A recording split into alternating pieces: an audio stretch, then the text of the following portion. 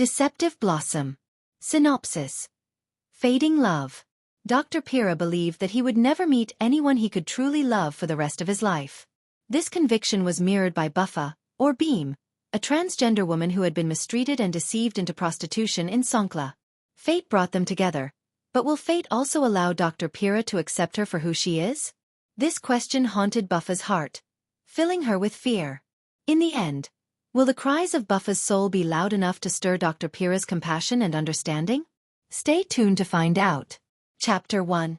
In the comfortably cool examination room, the air conditioning hummed softly, as if mindful of the young doctor meticulously reviewing patient files in the afternoon. Though the room's temperature was just right, Dr. Pira's heart was far from at peace. His first love had ended in disappointment. Despite his best efforts, she had chosen her first love over him. His gentle nature prevented him from harboring anger toward the woman who had rejected his affection. If no one came into his life, he was resigned to remain single. After all, he had lived single all his life and had become a doctor. What harm could a little more solitude do? Tap, tap, tap. The senior nurse walked in with a familiar lunchbox. Nurse Joy, who cared for him like her own brother, didn't miss the faint sadness clouding his face. "Here's your lunch, doctor. Come on, eat something. You're always working so hard," she teased, leaning on his desk to glance at his files. "I'm not hungry yet. I had a banana and some coffee this morning," he replied with a smile to his beloved colleague. "I don't care. I brought it so you have to eat it. If you don't, it means you don't love me," she joked. "Thank you," he replied playfully. Dr. Pira closed the patient file, stacking it with the others before pulling the lunchbox closer. Inside were fried mackerel, chili paste, and 2 small servings of boiled vegetables. "Smells amazing, truly delicious," he said, inhaling the aroma. The 40-something nurse pointed a playful finger at him. "I'll come back to check on you later," she said, stepping out and carefully closing the door behind her. The young doctor smiled at the door for a moment, but as Nurse Joy's figure disappeared, so did his smile. He quietly ate his meal, weighed down by melancholy. When love takes root, it often brings pain when unfulfilled, he mused. If his mother were there, she would have scolded him for brooding over his heartbreak. He had planned to visit his parents, but the rejection had left him too stunned to act. He had returned to his dorm that day in a daze. He forced himself to finish every grain of rice. Not a single morsel remained. Nurse Joy would be pleased, and he appreciated her kindness, knowing full well he often showed the same care for others. The afternoon consultations flew by quickly, as only a few patients from the morning had remained. Some had skipped their follow-ups, making the day pass faster than expected. Dr. Pira removed his glasses and walked to the sink to wash his hands, scrubbing under his nails as illustrated on the posters plastered on the wall. He sighed heavily, the boredom mounting with each breath. "What's with all the sighing, doctor?" Nurse Joy asked, entering with some paperwork. She placed the documents on his desk, and he glanced at her as if silently questioning her intent. "We've got a seminar in Songkhla, doctor. And it's a paired trip. I plan to bring my husband along for a mini vacation," she said cheerfully. He picked up the papers to read them. "I haven't been to Songkhla in nearly 7 years," he remarked. "Then hurry up and find yourself a partner. You could use this as an excuse for a getaway," she teased. He gave a faint smile, her words unwittingly prodding at the still raw wound of his heartbreak. Nurse Joy's grin faltered slightly. She likely realized he was nursing a broken heart. He set the papers down and put his glasses back on, feigning composure. The senior nurse excused herself to prepare to leave for the day. He sank back into his chair, enveloped in the suffocating silence. Back in his room, he collapsed onto his bed without showering, too weary to do anything. This wasn't like him at all. Unfortunately, he wasn't the type to go out partying, leaving him with no idea how to mend his broken heart. His bespectacled eyes stared unblinking at the ceiling, not even spotting a gecko. Sigh. Finally, he stripped off his clothes and stepped into the shower, letting the water cascade over his flawless body. He studied his reflection in the large mirror. "I'm good-looking. How could she reject me?" he muttered to himself. The days passed quickly, and soon the hospital van was transporting the medical staff to the seminar in another province. This time, the destination was Songkhla, and they were staying at a legendary seaside resort. "Doctor, look over there." The mermaid statue looks just the same, Nurse Joy exclaimed, pointing to the iconic statue perched on the rocks, her long hair flowing as she combed it. Dr. Pira gazed out at the sea, spotting the islands shaped like a mouse and a cat. They do look alike, he mused. People sure have vivid imaginations. On the first day, there was no meeting or work to attend to. It was a day for leisure. The seminar was scheduled for 3 days, but attendees could extend their stay at their own expense. The hospital had arranged for an additional 7 days of leave for those who wished to remain. 7 years ago, Dr. Pira had visited this place with friends before his medical studies consumed his life. Thick textbooks had become practically a 33rd appendage, not to mention the additional tutoring sessions. Tourists bustled noisily in the distance. Some came with families, parents and children, while others arrived solo but didn't seem lonely, happily taking selfies. Dr. Pira's distracted walk led him to bump into someone, sending them both sprawling. Oh! Ah! The young doctor quickly sprang up to help a long-haired woman to her feet.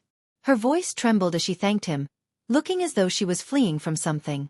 "Thank you so much, but I really must go," she said hurriedly, darting away so swiftly it seemed she might have flown.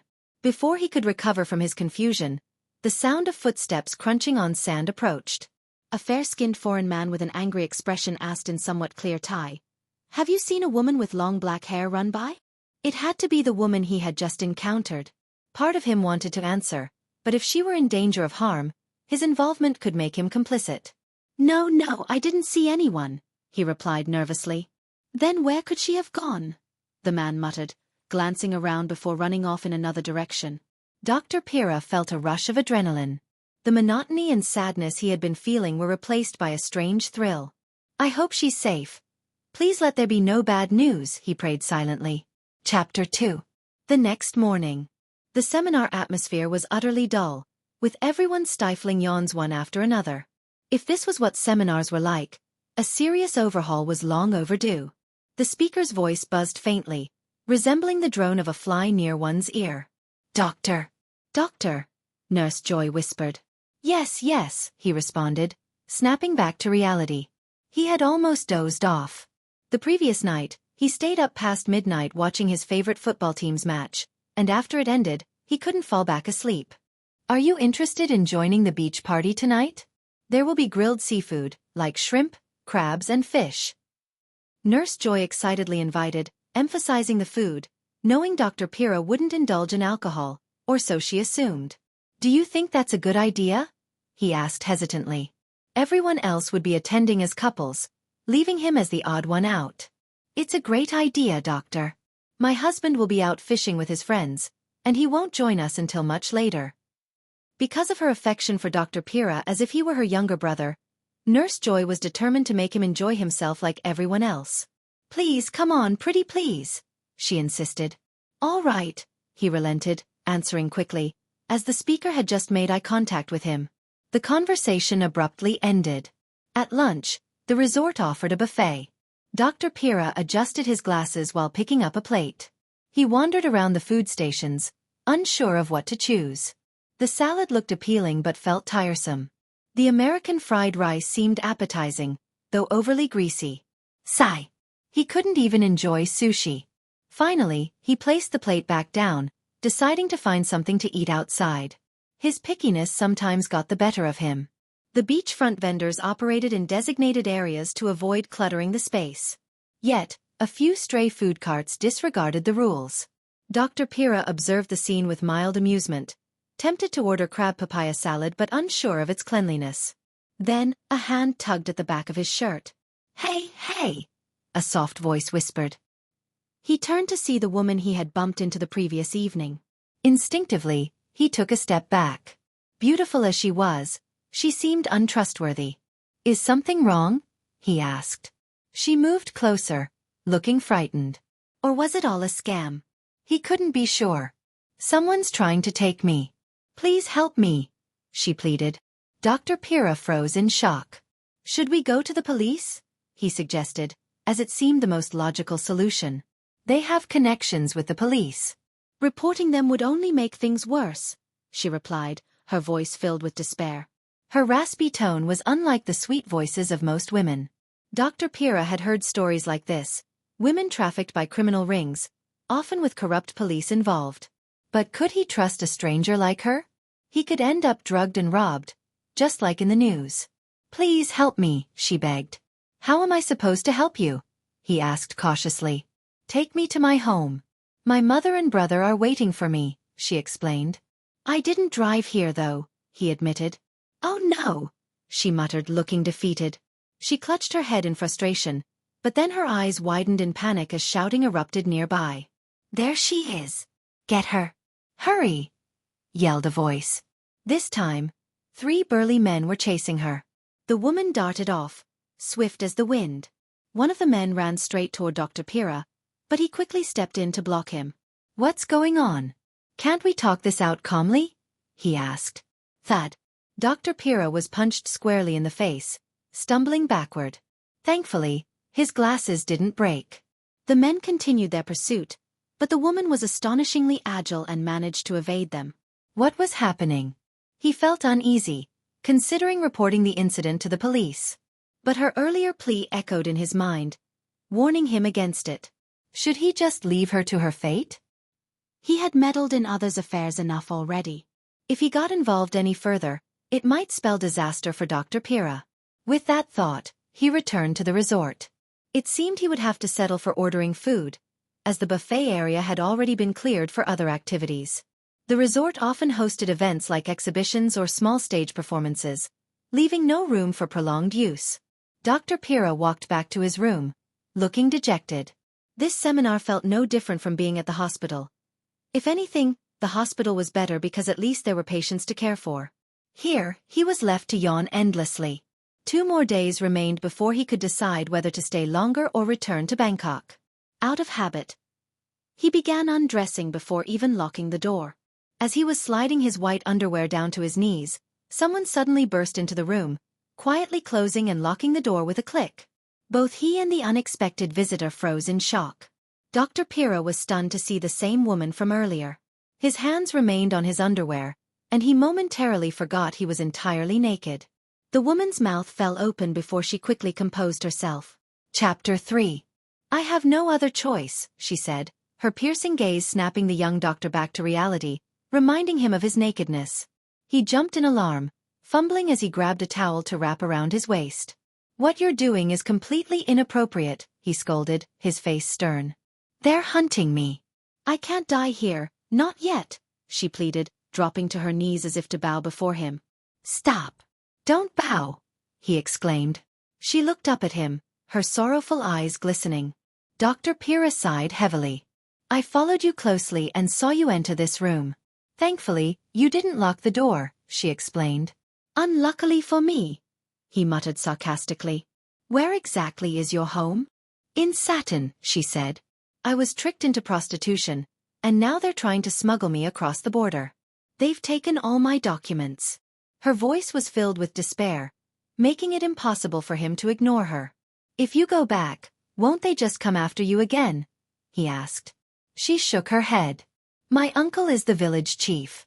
He has enough authority to stop them from taking me back. I just need to get home. Please help me." Without further hesitation, Dr. Pira agreed. "Fine. But for now, you'll have to stay in this room. I still have 2 more days of the seminar.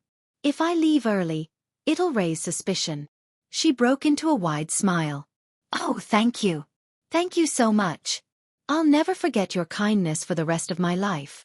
Having made his decision, Dr. Pira went out to buy her a few pieces of clothing and personal items. Her name was Buppha, a name he found beautifully poetic. "Who gave you that name?" he asked. "Oh, I named myself. I've always wanted it since I was little. It means flower. It's soft and gentle. I want to be gentle like a flower," she said dreamily, as if lost in her thoughts. She hungrily devoured her food, clearly famished. "I've been on the run for 4 days now," she explained between bites. "I only had 50 baht with me. I couldn't risk asking street vendors for food because they might know those men. I've been eating scraps left on rocks." Hearing this, Dr. Pira felt a wave of pity wash over him. "Eating like that could give you food poisoning, Buppha," he warned. "I know," she said with a faint smile. Back in Saturn, I've never had to endure this kind of hunger. My brother would bring back squid this big every time he went fishing, she added, her eyes sparkling with pride. I promise you'll make it back to your mother and brother, Dr. Pira vowed silently. He handed her his lunchbox, and she hesitated, looking at him uncertainly. Just eat it. I'll order something else later, he reassured her. In that case, I won't hold back, she said before digging in. The doctor tried to ignore his own growling stomach, deciding he could always grab something at the convenience store later. In his concern for Buppha, he forgot his plans to attend the bonfire party with his seminar group. He wasn't comfortable leaving a stranger alone in his room, even one he pitied. His absence was soon noticed when someone knocked loudly on the door. Knock, knock, knock. Doctor? Doctor, called Nurse Joy. Buppha quickly darted into the bathroom. Dr. Pira opened the door to find Nurse Joy dressed to impress. Wow, Nurse Joy, he began. Doctor, I smell basil. Have you already eaten? She asked, sounding disappointed. Ah yes. I've been feeling a headache coming on, so I decided to eat and rest early, he fibbed. That's too bad. I was really looking forward to you joining us. Maybe you should step out for some fresh air instead? It's better than staying cooped up in here. He did want to go, but could he leave Buppha alone? Could he trust her? His hesitation gave Nurse Joy hope. Trust me, doctor. Watching them dance is hilarious, she said, laughing. Finally, he relented. Fine, but I won't stay long. Nurse Joy's smile widened. Yay. Hurry and get ready. I'll wait for you outside. Okay, he said, closing the door as she left. Buppha emerged cautiously. You're going to a party? Yeah, he replied, walking to his wardrobe. He pulled out a Hawaiian shirt and decided it would do. That sounds fun, she said, her eyes shining with longing. When their eyes met, he could see her yearning to go. He sighed. You can't go, Buppha. If they see you, it'll be over. Your dream will end, and I'm no hero to save you. What if I disguise myself? She suggested. Now fully dressed, Dr. Pira shook his head firmly. Just watch TV. I won't be gone long. But she grabbed his arm. I'll stay perfectly quiet. I promise. Why are you so stubborn? He groaned. Fine. Is there anything you'd like to eat or drink? I'll order it for you. She smiled mischievously. Beer. 3 cans. And 2 cans only. And what else? He interrupted, his tone turning strict. Snacks, anything will do, she said, her voice playful like a child being indulged. You're just like a guy, you know that? He teased. Though his words were meant as a joke, they struck a nerve. The term like a guy seemed to ignite a deep pain within her, as if it were a fire consuming her heart. I'm leaving now, he said. When the delivery arrives, check through the peephole first. And don't eat on the bed. Sit over there instead. Got it. She nodded, her earlier excitement replaced by a more subdued expression. In his rush, Dr. Pira didn't notice. He left quickly, while Buppha slumped onto a chair, despair washing over her as memories of her past came flooding back. Chapter 5. That night, Buppha wore Dr. Pira's clothes. She curled up alone on the bed while the bed's owner took a pillow and laid down on the nearby sofa instead. But she knew he wouldn't sleep. She could feel it. The lingering haze of intoxication and stress had caused her to reveal herself. Her heart longed for him. In truth, she had met him 7 years ago in Satin, though he clearly didn't remember. Back then, Pira didn't wear glasses as he did now. His fresh, youthful face had caught her attention as he walked into the convenience store where she worked. At the time, she was still Beam, not Buppha. How much is this? His deep, soft voice asked as he pointed to a snack on the counter. Beam quickly calculated the price, her heart fluttering. Nearby, Pira's friends were chatting about their camping plans for the night. Think any girls will come? Without them, it won't be any fun, one of them remarked. Well, you didn't invite any. Where are they supposed to come from? Another replied. Near the waterfall earlier, I saw some pretty ones. I've got my eye on one of them, said another. While the group chattered animatedly, Buppha, or Beam at the time, couldn't take her eyes off Pira. He was the calmest among his 10 friends. That night, unable to suppress her yearning, she donned a wig and women's clothes to visit the campsite where the boys were staying. She tried to blend into the group, but Pira sat apart, eating snacks quietly. Taking a chance, she approached him. "Mind if I sit here?" she asked, slightly altering her voice. "Sure, go ahead," he replied. "Why are you sitting alone?" He glanced at his friends, who were joking, flirting, and some playing guitar for the girls. Thankfully, no alcohol was involved. "I like being alone," Pira said with a smile, one free of disdain for his unexpected company. Buffa's heart was captured from that moment. Though their conversation was sparse, the bright moonlit night felt magical to her. Back in the present, Buppha suddenly sat up, glancing at Dr. Pira. He also stirred and sat up, looking visibly wary. "Why aren't you asleep yet?" she asked. "I could ask the same of you." "Why aren't you asleep?" he replied. "I can't sleep. I just want to go home quickly." "You'll go home soon enough. Be patient," he reassured her. She wanted to tell him she didn't just want to go home. She wanted to hold him, for him to comfort her. She wanted his touch to cleanse the marks left by those who had purchased her body. "What time is it now?" she asked. "Almost 2 in the morning." "Why? Are you hungry again?" he teased. "No. Could you hold me?" "I need someone's embrace," she admitted. Silence filled the room, and she thought her request might go unanswered. But then he climbed off the sofa, walked to the bed, and pulled her into a gentle hug. Buppha was stunned and overwhelmed with emotion. She rested her head against his firm chest, struggling to hold back her tears. "But remember, don't ask just anyone for a hug," Pira warned, a hint of compassion in his voice. "Of course.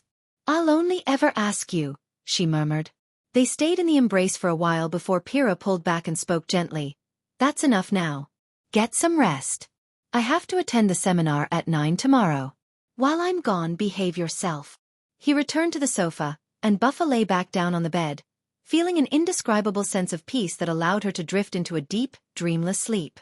The next morning, she woke to find a packed meal and a note telling her to eat and take a shower afterward. It felt as though she had a father figure looking after her again. "So sweet," she whispered with a smile. "If only he were my boyfriend, I'd be the luckiest woman alive." "Doctor." "Doctor?" Nurse Joy whispered to the semi-drowsy figure beside her.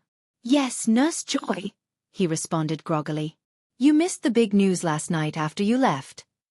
"What news?" Pira perked up, hoping it would wake him fully from his half-asleep state. "The police raided a brothel nearby. People scattered everywhere. Someone even collapsed in our party area," she explained. "Really? What happened next?" Pira asked, now wide awake. "It wasn't just any brothel, doctor. It was a high-end transgender brothel. The women were gorgeous." The speaker at the seminar droned on like a mosquito near their ears, unnoticed by the distracted attendees. "Apparently, there are lots of these establishments around here, and the culprits often have connections with high-ranking police officials," Joy added. Pira sighed, reflecting that nothing in life was purely black or white. Human nature was a spectrum of gray, determined by the good and evil one chooses to do. "They're ending the seminar today, doctor. Are you going back or staying?" Nurse Joy asked. "Today? I thought it ended tomorrow," Pira replied, surprised by the news. "All right. I guess that's good," Pira agreed. Though the seminar ended that day, Pira chose not to return with the hospital-arranged van. Instead, he planned to take Buppha home by bus, traveling farther south that very evening. "Are you excited to finally be going home?" he asked her. "Of course, but I wonder if anyone will still recognize me," Buppha replied cryptically. "Your face hasn't changed that much. Why would they forget?" Pira said, shaking his head as he slung his bag over his shoulder. Buppha watched him with a heavy heart. She wanted to stay with him, but she knew it was a hopeless dream. Chapter 6. On the bus, Buppha pretended to fall asleep, resting her head on Dr. Pira's shoulder. He didn't mind, letting her rest peacefully. Initially, she only feigned sleep, but eventually, exhaustion overtook her, and she drifted off for real. She woke up to the sound of Pira's laughter. Looking up, she asked curiously, "What's so funny?" "You're awake now," he said with a chuckle. "You were snoring earlier, and you had drool running down your chin." "What?" Her beautiful face flushed with embarrassment as she grabbed a small mirror from her bag, frantically wiping the corner of her mouth with a tissue. "Don't overthink it," Pira teased, amused by her reaction. I can't believe it, she replied seriously. What kind of woman snores and drools in her sleep? Her tone was so earnest that Pira couldn't help but think she was someone deeply concerned with her appearance. A few hours later, the bus reached their destination. However, Buppha hesitated, feeling a wave of anxiety.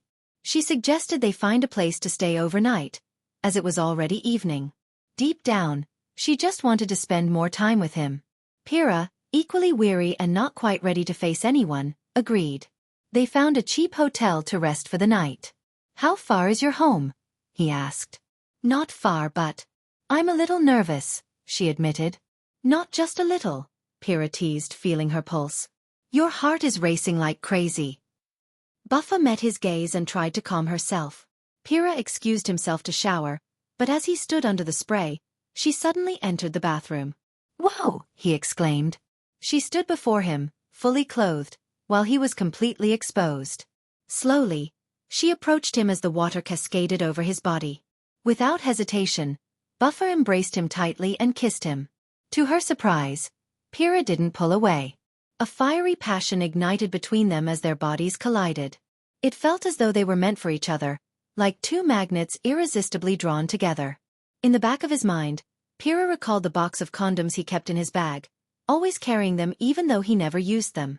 He regularly replaced the old packs, but this time they weren't needed at all, perhaps due to his own inexperience. This feels incredible, he kept murmuring. Yes, it does, she whispered back, gently soaping his strong body. Pira smiled at her tenderly. You're so sweet. Do you love me? She asked, her voice filled with hope. She yearned for his affection but knew it was too soon. For now, all she wanted was a chance, not to be cast aside so easily. Let's be together, Buppha, he said softly. Her smile widened, and tears welled up in her eyes. It was far more than she had dared to hope for. Chapter 7. The next morning, Pira and Buppha spent their remaining time together wrapped in affection. The young doctor was deeply enamored with Buppha, a feeling far different from his previous love. This time he was sure of it. I want to meet your mother, Buppha, he said suddenly. Ah, she hesitated. Why that face? Don't you want me to meet her? Pira asked, frowning slightly. It's not that, she reassured him. I do want that. But right now, I think you should go back to Bangkok first. Let me explain everything to my mother and uncle first. She was trying to reason with him, though she herself wasn't sure how things would turn out. She could only hope for the best. Are you asking me to leave you here and go back to Bangkok? He asked. Yes. Can you? I'll take your number and call you as soon as I'm ready, Buppha said, gently stroking his youthful face. She still couldn't believe they had ended up in each other's arms. You're not tricking me, are you, Buppha? Of course not. Why would I trick you? Well, I've been dumped by a woman before I met you, he admitted. Her expression softened, and she kissed his forehead and cheeks. Pira, overcome with affection, gently pushed her down beneath him again. It won't be me, she promised. I'll never leave you. But you might end up leaving me. Never, he said with a tender smile. When you're ready, I'll take you to meet my parents in Sukhothai. Buppha's heart raced with fear. While Pira kissed her skin, she couldn't stop thinking. How long could she keep her secret safe? If she went to renew her ID, he would find out immediately. Even if he could accept her, his family might not. She was just a counterfeit flower, and society still held many prejudices. Buppha, I can't bear to lose you, he murmured, his warm lips grazing her ear as he sighed playfully. She pushed her worries aside for now. This moment of happiness was worth embracing. It won't be long, she promised, flipping him onto his back. Pira gasped at her intensity. I'll miss you so much, he said. Let's see if that's true, she teased, before pulling him into another passionate embrace. It was the sweetest moment for both of them. At her family's house, Mrs. Payne was picking chili peppers to pair with chow em for her meal. When she noticed someone peering in through the wooden gate, she approached to greet them. Hello there. Who are you looking for? Buppha pushed open the gate and walked toward her mother before dropping to her knees in a deep bow. Payne gasped and stepped back in surprise. Beam? Is that you, Beam? Buppha raised her head. At first glance, It was nearly impossible to recognize that this was once her son. "Yes, mother. It's me." "Oh, Beam," her mother said, helping her stand. She carefully examined Buppha's transformed figure, taking in the absence of her former son's masculine traits. "Mother, do you hate me now?" Buppha asked hesitantly. Penny shook her head, though her face betrayed worry. "No, child. But if Uncle Knox sees you, and your stepfather..." Buffa's lips tightened at the mention of her stepfather. "Is he still here, Mother?" she asked. "Why wouldn't he be, Beam? He's been taking good care of me and your brother." "He didn't know anything about you being tricked into prostitution," Penny replied defensively. Before Buffa could respond, Uncle Knock's voice rang out. "Penny! Who's here?" "Oh no, Beam. What should we do?" Her mother panicked. Seeing her uncle approaching, Buffa decided to face him herself. "Uncle Knock," she began. The middle-aged man, nearing 50, looked confused. "Who are you?" "It's me, Beam." Uncle Knock looked shocked, unable to process what he was seeing. Penny quickly stepped between them and tried to explain. "Brother, Beam was tricked into prostitution in Songkhla. It wasn't his choice to end up like this," she lied to protect her child. "Is that true, Beam?" Uncle Knock demanded, his voice angry. "Yes." Buffa hesitated. "It's true," Penny continued, trying to convince him. "Now that he's back, he just wants to come home." "Quiet, Penny. I want to hear it from Beam himself," Uncle Knock snapped. Standing still, Buffa finally spoke. "I was tricked, Uncle, but someone helped me escape." Uncle Knock grabbed her hand abruptly, intending to take her somewhere. "Uncle Knock, where are you taking Beam?" Penny cried. "To the temple to cleanse his bad luck. And then he's going to ordain to atone for his karma," Uncle Knock declared. "No, Uncle. I won't ordain," Buffa protested, yanking her hand away. "You mean to tell me?" Uncle Knock looked her up and down with disgust. Buffa winced at his judgmental stare. "Uncle," she pleaded. "You're no longer my nephew, Beam. Get out of here." Uncle Knock spat before storming off. "Brother Knock." "No," Penny sobbed, pulling Buffa into an embrace. "Mother, am I such a disgrace?" Buffa whispered, her voice breaking. Penny held her tightly, weeping. "What can I do to help you, Beam?" Buffa's gaze hardened with resolve. "It's fine, Mother. If they hate me so much, I'll live elsewhere." "But where will you go, Beam?" Before Buffa could answer, another voice interrupted.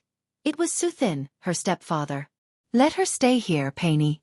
I'll talk to Brother Knock," he said, his voice calm and gentle as always. Suthin's seemingly benevolent demeanor made Penny smile with relief, though Buffa froze with unease. In the background, her younger brother, Bas, stood watching, looking confused. "Stay here, Beam. I understand you. This is your home too," Suthin said, reaching to take her hand. But she recoiled, her body shuddering with revulsion. "Thank you, Suthin," Penny said, relieved. "Come on, Beam, let's go inside and eat something." Buffa reluctantly followed her mother to the wooden house, her heart burning with anger and pain, though she tried to suppress it. Chapter 8. "Mom, why did Beam turn out like this?" Bes asked as he walked into the kitchen. Buffa, on her way to help her mother cook, froze at the question and quickly ducked out of sight to eavesdrop. "Bah, no matter how he is, he's still your sibling," their mother said firmly, her face showing the wear of years beyond her age. "But Mom, I'm embarrassed to have a brother who's a lady boy," Bas retorted. "Bah!" Penny snapped, her expression a mix of anger and worry, glancing around to make sure no one else was listening. "I don't care. If Beam stays in this house, I'll move out. I'll go live with Grandma instead," Ba declared angrily before storming off. Hidden behind the curtains, Buffa clutched her chest. The pain was overwhelming, nearly too much to bear. She peeked at her mother, who sat slumped with a sorrowful expression. "Did I come back only to make my mother suffer?" she wondered bitterly. It seemed only her mother truly accepted her. Everyone else rejected her outright. She couldn't go to her grandmother's house either. Her uncle lived there, and going would only spark more conflict. That evening, they sat around the dinner table. Her mother, Buffa, and her stepfather. Bas was conspicuously absent, and Penny pretended not to notice. Eat more, Beam. You're so thin, her stepfather said, scooping stir-fried vegetables onto her plate. Though Buppha felt repulsed, she forced herself to eat for her mother's sake. Yes, sweetheart, eat up. This used to be your favorite, her mother added with forced cheer. But every bite felt like swallowing stones. Her mind raced. It was clear. This house was no longer a place for someone like her. Later that night, Bas returned home bruised and battered from a fight with his friends.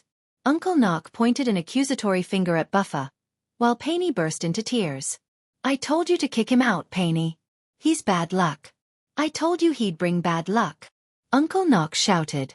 Their grandmother shuffled over, hunched, to intervene, while the stepfather played the role of peacemaker. Now, Knock. These things are normal these days. Don't make such a big deal out of it, he said calmly. I don't care.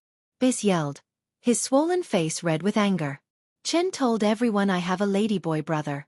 Where did he even hear that? Now they're all mocking me. Buppha, unable to stand the blame, marched into the room to face everyone. So what if I'm a ladyboy? What's the big deal? I'm not hurting anyone. Why do you care so much about what other people think? She demanded. I'm ashamed. That's why. Bis shouted back, his tone just as fiery. Painey, unable to handle her children's argument, fainted. Everyone rushed to her aid, knowing her heart condition made the situation precarious. Beam, come here, Grandmother Ning called, her voice calm but firm.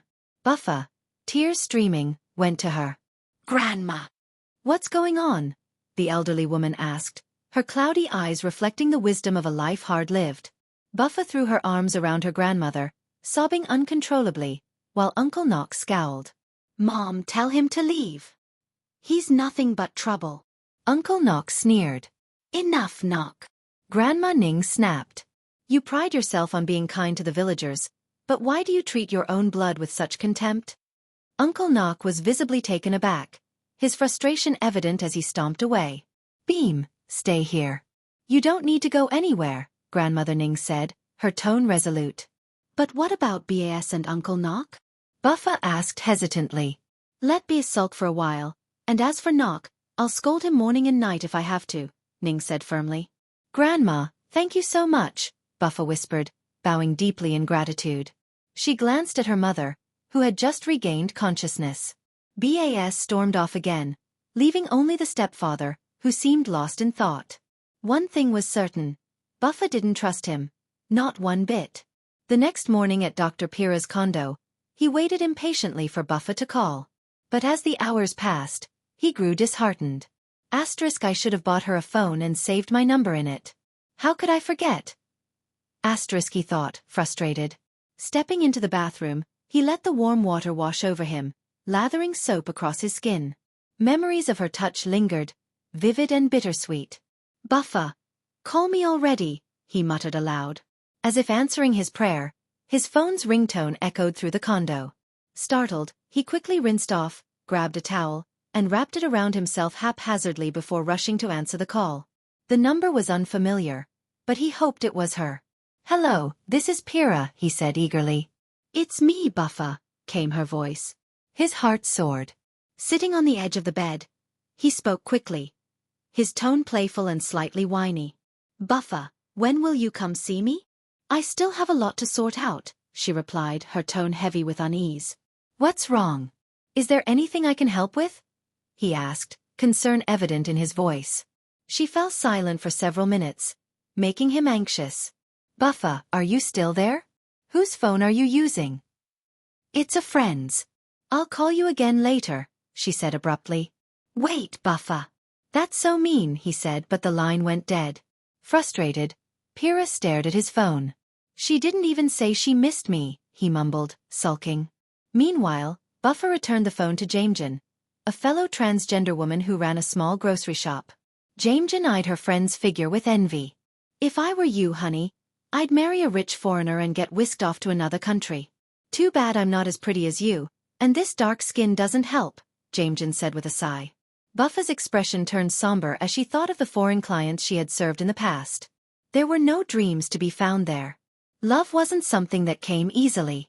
Still sulking, Beam? Your family's reaction must have been awful. They're so strange. Getting mad at you when you were the victim, Jamjin remarked, shaking her head as she checked her store's inventory. Left alone with her thoughts, Buppha sat quietly, lost in a haze of melancholy. She envied Jamjin's freedom, knowing she could only dream of being as unburdened by judgment. Chapter 9. The night was hot and stifling. Buppha opened the window of her childhood bedroom to let in some air. Her mother had kept the room clean, and the scent of jasmine from the backyard drifted in, bringing a faint smile to her lips. As she lay down on the creaky mattress, it felt as though someone was crawling onto the bed. Slowly, she opened her eyes. The bright moonlight illuminated the room, and then she saw him. "Ugh!" she gasped. A large, rough hand clamped over her mouth, while another hand slid under her clothes. She tried to kick, but he pinned her hips with his knee. Her vile stepfather grinned wickedly. Buppha pretended to freeze, letting the predator think he had the upper hand. When he released her mouth, she seized the opportunity. With all her strength, she kicked him between the legs, sending him crashing against the wall with a yelp. The commotion brought others rushing into the room. "Beam, what's going on?" her mother asked, fumbling for the light switch. The bulb flickered on, revealing her stepfather curled up on the floor, and Buppha standing over him, seething with anger. "He tried to hurt me, Mom. He's disgusting," she screamed. Painie's jaw dropped, momentarily speechless. "Beam, what are you talking about? He just came to check on you because the window was open. And you kicked him so hard," her mother exclaimed, siding with the man without hesitation. Buffa's face went pale. His lies were as smooth as ever, and her mother was already defending him. "Beam, apologize to your father right now," Painie demanded. "Mom!" Buppha cried out, her voice filled with disbelief.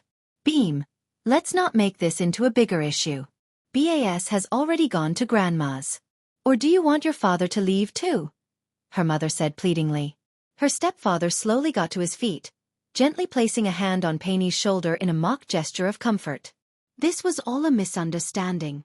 I shouldn't have come in while she was asleep." "Don't blame Beam," he said, feigning regret. "You hurt him, Beam. Apologize to your father now," Painie insisted. "No!" Buppha yelled, shaking her head. Her body trembled with anger and despair. "Mom, he's been hurting me since I was 13. He threatened to kill you and BAS if I told. And he was involved when I was sold. He worked with his friend to set it all up," she finally revealed. Painie staggered, her body trembling as the words sunk in. Instead of embracing her daughter, she slapped Buppha across the face. Slap. Buffa's head whipped to the side, and she took a deep, defeated breath. "Get out of my house. Leave. You're ungrateful. Just leave." Painie screamed. "Painie!" Her stepfather feigned shock. Without waiting to be told twice, the heartbroken woman fled the house. She ran aimlessly, knowing now there was no love left for her here. Meanwhile, at Dr. Pira's condo, he was video calling his mother. She was scolding him for not visiting her. "I'll come visit soon, Mom. Don't worry. I'll even bring my girlfriend for you to meet," he promised. Mint, his mother, smirked skeptically. "You always say that, Pira." He laughed nervously. It was true. Last time he had promised to bring someone home, she dumped him 2 days before the trip. He'd returned to Sukhothai heartbroken. "My luck can't be bad forever, can it?" he joked. "I hope not. I'm ready to have grandchildren," she teased. A call interrupted their conversation, and he excused himself. "Mom, someone's calling. I'll talk to you later, okay?" Mint waved goodbye with a smile. "Don't keep me waiting. If you're too slow, I'll marry you off to Sopa, your cousin." Pira burst into laughter before ending the call and answering the other line. "Hello, this is Pira." "It's me, Buppha," said a shaky voice, trying but failing to conceal its distress. "Buppha, are you coming? Should I pick you up?" he asked eagerly. "Wait for me at Mo Chit." "I need to tell you something when I arrive," she said. "What is it, Buppha?" he asked, concerned. "I'll explain when I see you. Just, don't forget to come," she said before hanging up. Pira stared at his phone, confused. "What's going on, Buppha?" At Jamjin's house, Buppha sobbed while her friend tried to console her. "Sleep here tonight. I'll take you to the bus station early in the morning," Jamjin said firmly. Her mother, Kemlam, brought a pillow and blanket for the guest. It's late already, almost 10. There are no buses running now. Stay here for the night. Thank you, Auntie Lamb, Buppha said, sniffling. Kemlam sighed heavily. That Painey. She'd rather believe her husband than her own child. He's a master manipulator. Auntie. Nothing I say matters, Buppha replied bitterly. Jamjin clenched her fists. Don't worry. That pervert will get what's coming to him. Do you remember Chan Beam? Yes, why? Buppha asked. Your stepfather tricked him into the cemetery once. Chan swore if he ever gets the chance, he'll make sure your stepfather regrets it, Jamjin said. The mention made Buppha shudder in disgust. She wondered if her stepfather's perversion had harmed others, too. We can't let this go, Jamjin, Kemlam declared. I'll speak to Grandma Ning and make her listen. If we get her on our side, Painey will have to believe us. But will you be safe, Auntie Lamb? Buppha asked, worried. Don't worry about me, child. That man's lies won't stand forever, Kemlam reassured her. Kemlam's determination gave Buppha a glimmer of hope, but she still felt uneasy. Jamjin handed her some money and promised to help her get to the bus station in the morning. Between her friend and Kemlam, Buppha finally felt she had allies in her darkest hour. Chapter 10. The moment Dr. Pira saw the woman he had been missing for days, he rushed to her side. He wanted to embrace her right there, but he held back, worried she might feel embarrassed. Yet, the swollen redness around her eyes from crying puzzled him. Shall we grab something to eat? He asked gently. Buppha nodded, and the two weaved through the throngs of people to a small coffee shop along the street. The doctor ordered iced coffee and fried dough sticks, noticing that Buppha carried a lunchbox with her. It's just rice and an omelette, she explained, almost apologetically. Aunt Lam, my friend's mother, made it for me. Has something happened? Pira asked, reaching out to hold her cold hand. Buffa's eyes met his, her lips trembling as though she were about to reveal a secret. I? She began but quickly shook her head and started crying. If he couldn't accept her truth, she feared she would truly have no one left in the world. Buppha, what's wrong? Tell me please, he urged. I'm scared. I'm scared that you won't accept me, she sobbed. Pira froze. Her words reminded him of a painful memory, of a time when he had fallen for a mistress of a wealthy man, only to end up heartbroken. Just tell me. Or is it that you're with someone else? He asked cautiously. No. I have no one. No one loves me. Everyone hates me for what I am, she said, her voice cracking. What she was. What did she mean? Pira didn't understand but decided to wait until they reached the condo to delve deeper. Once at his condo, Pira noticed how subdued Buppha seemed. Being a transgender woman was an exhausting reality. Despite claims of progress and acceptance, she felt constantly belittled and attacked. Buppha, why don't you take a shower? You'll feel better, he suggested. I need to tell you something. I can't hide it from you anymore, she replied, her voice trembling. What is it, Buppha? Pira's voice was weary, bracing himself for whatever she might say. Buppha sniffled, pressing her lips tightly together as she gathered the courage to speak. If he couldn't accept her truth, she didn't see a reason to continue living. The truth is, I'm not really a woman, she said, tears streaming down her face. I'm a transgender woman. She lifted her gaze to meet Pira's as he struggled to process the revelation. The color drained from his face, and his breathing became labored. The more visibly shaken he became, the more it tore at her heart. Buppha! His voice was weak, his hand instinctively searching for something to steady himself. Buppha walked toward him, feeling her heart shatter. She couldn't stop herself from speaking. My real name is Beam. Buppha is just a name I've always loved. A fake flower, if you will. She reached for his hand, but he seemed reluctant to take it. Feeling defeated, she sank to the floor, prepared to leave. I have no one left. I understand, Dr. Pira, she said softly. He didn't respond, blinking rapidly as he watched her slowly rise to her feet. She turned to give him a sad smile. Goodbye, doctor. Pira was overwhelmed with confusion, questioning his own heart. Why did his relationships always lead to complicated situations? First, the mistress, and now, a beautiful transgender woman. Wait, Buppha! He tried to call after her, but his voice came out weak and strained.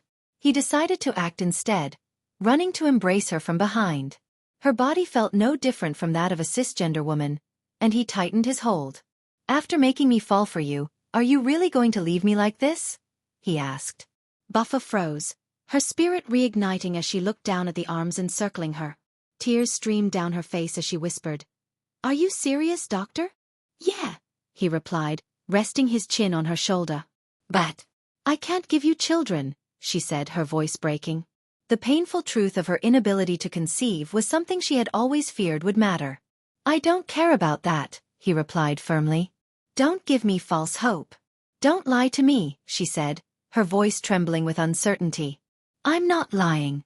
I understand the pain of disappointment. If you still don't believe me, I'll take you to meet my parents today." Her resolve melted. She turned back to him, throwing her arms around him in a tight hug. Her emotions surged. She felt as though she had been given a priceless gift, one more valuable than being born a cisgender woman. Pira scooped her into his arms and carried her to his bedroom, its blue walls softly illuminated by the evening light. She locked eyes with him, even as he gently laid her down, unbuttoning his shirt. Every touch, every glance, was filled with tenderness and passion. "We'll start anew, Buppha," he whispered. She helped him undress quickly, her urgency matching his. His lips traced her neck and face with fervent kisses, his hands gently wiping away her tears. The wind tinkled the wind chime on the balcony, filling the room with soft melodic sounds. In her mind, a sweet song played, a melody of hope and renewal. Pira whispered softly into her ear, "Buppha, be mine and mine alone." Her tears flowed freely as she gazed up at him. Even without his words, she knew she would never let this man go. Her heart answered his call, loud and clear. Chapter 11. Buppha smiled and gracefully offered a traditional tie to Pira's parents, Mint and Paul, who returned the gesture with joy. "Finally, the day has come," Mint said, her tone laced with disbelief as she studied Buppha. "What's your name, dear?" she asked. "Buppha," she replied softly. "Buppha, as in a flower?" Mint continued. "Yes," Buppha confirmed. "What a lovely name, with such a beautiful meaning. What do you do for a living? And how did you two meet?" Mint asked, her curiosity bubbling over. Buffa's smile faltered slightly. Sensing her discomfort, Mint quickly changed the topic. "Pira mentioned your family is from Saturn. I've always wanted to visit," she said. Buffa's expression grew more downcast. Noticing this, Mint and Paul exchanged uneasy glances. When dessert arrived, Mint seized the opportunity to pull her son aside for a private chat. "Your girlfriend looks troubled. Is someone in her family unwell?" Mint asked. Pira clasped his mother's hand and looked her in the eye. "Mom, there's something I need to tell you." "What is it, Pira?" "Don't make it dramatic," she warned, bracing herself. "You always taught me that a person's character matters more than appearances, didn't you? That if someone has a pure heart, they are inherently good." Pira began. "Pira, you're scaring me," Mint said, shaking her head in apprehension. "Mom," he said carefully, "Buppha is transgender. She's undergone gender confirmation surgery." "What?" Mint exclaimed, her voice echoing as her eyes widened in shock. "Mom, please keep your voice down," Pira urged. "I'm in shock, Pira. I wasn't ready for this," she whispered harshly. "Breathe deeply, Mom. I love her, and nothing will stand in our way," Pira said, gently massaging her shoulders. "Oh, Pira, there are so many women out there. Why this one?" she lamented, still reeling. "It's already decided, Mom. Please try to understand," he pleaded. "Give me some time," she said, still struggling to process the revelation. Mint's thoughts raced as she tried to grapple with the idea of Buffa's transformation. The thought of surgeries to modify one's body felt overwhelming. "I need to tell your father," she said finally. "But I'll try to break it gently. Please, Mom. Be kind," Pira implored, helping her back to the table. Meanwhile, Paul was engaged in a pleasant conversation with Buppha. When Mint returned, Pira pulled out a chair for her. Paul immediately noticed her pale complexion. "What's wrong, Mint? You look like you've seen a ghost," he teased. "Come with me. We need to talk," she said curtly. "What's this about?" Paul asked, perplexed. "Just come," Mint insisted. While the couple stepped aside, Buppha looked to Pira, who offered her a reassuring glance. She nodded, silently steeling herself for whatever would come next. From the corner of the room, faint murmurs grew louder as Paul reacted with shock. Pira gripped Buffa's hand tightly, his calm voice steadying her nerves. "This will be fine, Buppha," he assured her.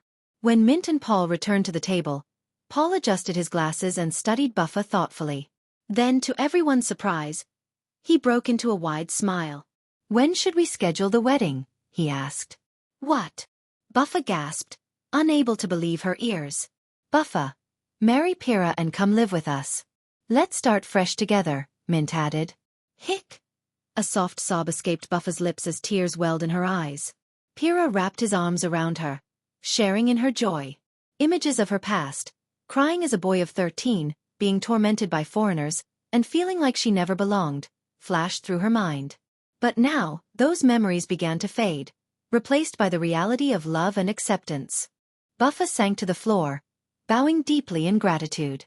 Mint and Paul embraced her, offering comfort and understanding. 3 days later, Buppha called her best friend, Jamejan, to share the news. She also learned updates about her family. Bas had been arrested for causing trouble, her stepfather had been exposed by Chan's blackmail, and her mother had been thoroughly scolded by Grandma Ning. Buppha felt no satisfaction in their downfall. Instead, she found solace in the love and support of Pira and his family. They made her feel valued, more precious than diamonds. Now, she was about to become a beautiful bride, ready to start a new chapter as the wife of the kind and compassionate Dr. Pira. Uncle Nok drove the family to Sukhothai for the wedding, which was set for the following day. Upon arriving, Nok admired the rural surroundings, particularly the large flock of chickens roaming the property.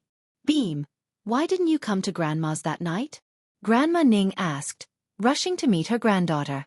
She had been furious to learn what had happened after Buppha left. "I didn't want to burden you, Grandma.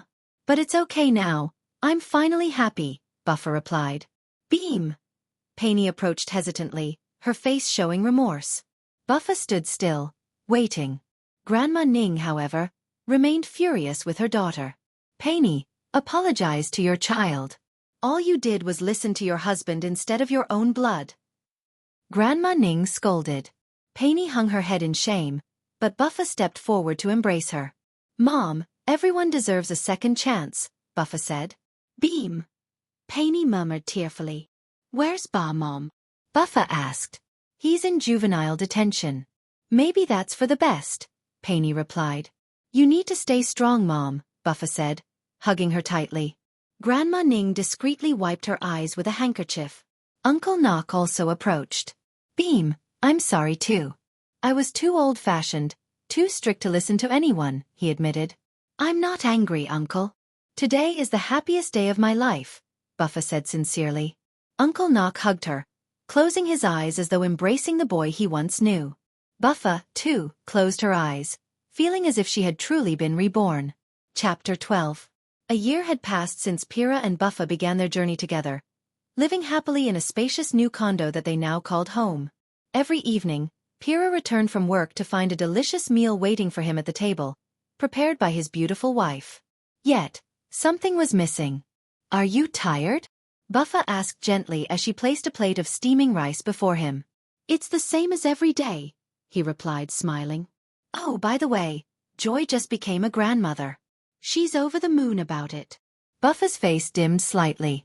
"It must feel wonderful to have a grandchild," she said softly. "If only we could have children of our own." Pira shared her longing but hesitated to speak openly, not wanting to deepen her sadness.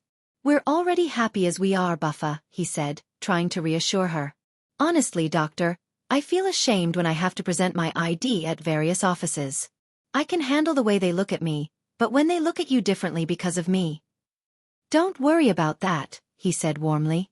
"If it bothers you, we can register our marriage abroad." That was just like Pira, always thinking of others before himself. Even though he secretly wished for a son and daughter, he prioritized Buffa's feelings. "I don't want a marriage certificate," she replied, her voice quivering. "I just feel sorry for you." "Then let's adopt a child," Pira suggested, his eyes lighting up. "Would you be okay with that?" "Do you think we can?" she asked hesitantly, torn between desire and fear. She didn't want a child to grow up feeling different or burdened by her identity as a transgender woman. Buppha. Children are like blank canvases. The way we raise them will shape their future. This could be a chance for us to be complete parents, and for the child to have a loving family, Pira said, his smile filled with hope. Buffa's heart swelled with joy. Her fears momentarily eased. At the orphanage, a staff member named Aoi guided the couple through rows of children of all ages. The sight was heart-wrenching. Some kids played together, others were bullied, and none had the comfort of a parent's embrace.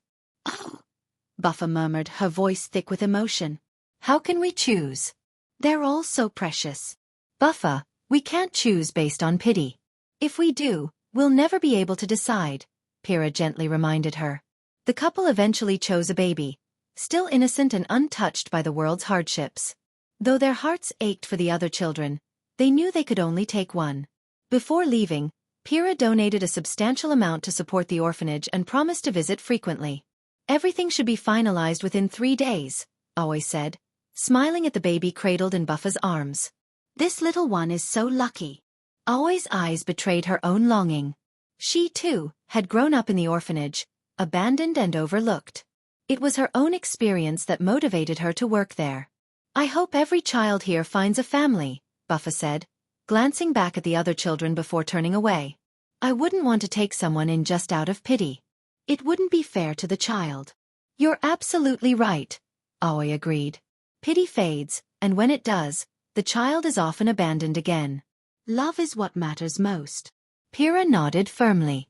Returning home, the couple named the baby girl Nwan, short for Onrapat. That night, the three of them lay together, their bond forming under the glow of the full moon.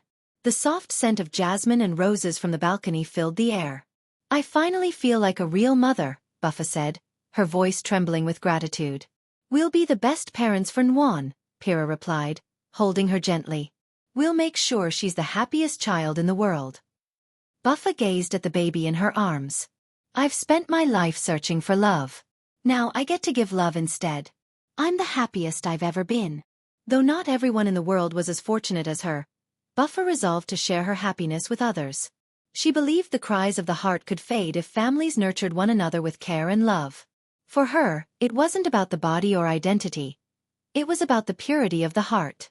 "In this new life, let it be better than the last," she vowed silently. She kissed baby Nwan tenderly, her heart bursting with joy. Pira embraced them both, his presence grounding her. He was her everything, the man who had given her a new lease on life. Yes, everything indeed. Including a brand new beginning. Subscribe now for more interesting stories.